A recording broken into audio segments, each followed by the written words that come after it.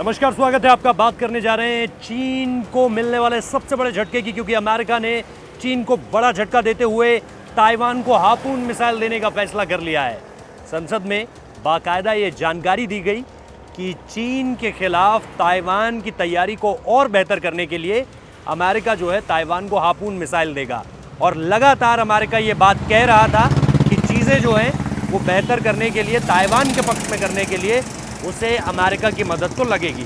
और ये हम सब भी बहुत अच्छे तरीके से जानते थे कि अगर अमेरिका मदद नहीं करेगा तो ताइवान उतना स्ट्रांगली रिप्रेजेंट नहीं कर पाएगा चीज़ों को।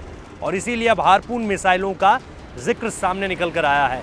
हार्पून मिसाइलें किस तरह से मददगार होंगी ये तो आपको बताएंगे ही, लेकिन आपको ये जान लेना चाहिए कि चीन लगातार ताइवान के बॉर्डर एरियाज़ के पास अपने आप को सैन्य तरीकों से और ज़्यादा मजबूत कर रहा था। चाहे समंदर हो, चाहे आसमान हो, चाहे सैन्य क्षमता को बढ़ाना हो, सामरिक तौर पर अपनी मजबूती को लगातार दर्शा रहा था।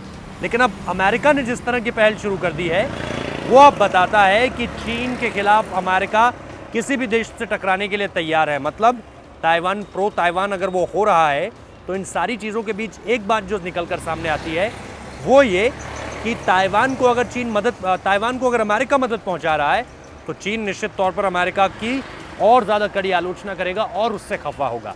लेकिन ये सारी चीज़ें अब अपने आप में समझनी पड़ेंगी चाइना को भी, क्योंकि चाइना की अतिक्रमणकारी जो सोच है वो लगातार, वो थमने का नाम नहीं ले रही है, वो लगातार बढ़ रही है।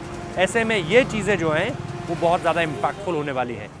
अब आपको एक बात और बता देता हूँ, ये बात हार्पून मिसाइल से जुड़ी हुई है, क्योंकि ये युद्धपोतों को तबाह कर सकती है।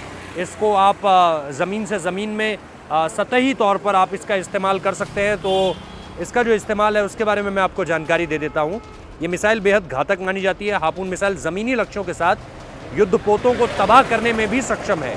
और इसके साथ साथ ये मिसाइल, इस पर GPS लगा है जिससे ये सटीक निशाना लगा सकती है और जिसको आप अलग अलग तरीके से इस्तेमाल कर सकते हैं। मतलब मिसाइलों के अड्डों के साथ ही बंदरगाहों पर खड़े पोतों और औद्योगिक केंद्रों को भी तबाह किया जा सकता है। यानी स्ट्रैटेजिकली ये हार्पून मिसाइलें जो हैं वो ताइवान को बहुत ज़्यादा एडवांटेज देने जा रही हैं, क्योंकि चीन लगातार अपनी मिसाइलें हों, अपने एयरक्राफ्ट्स हों, अपनी जो पनडुब्बियाँ हैं, सबका इस्तेमाल कर रहा है। लेकिन ताइवान अभी स्ट्रैटेजिकली उतना मजबूत नहीं था। अब हार्पून मिसाइलों के आने के बाद चीज़ें थोड़ी सी बदलेंगी ज़रूर। आपको ये वीडियो कैसा लगा है ज़रूर हमें बताइए।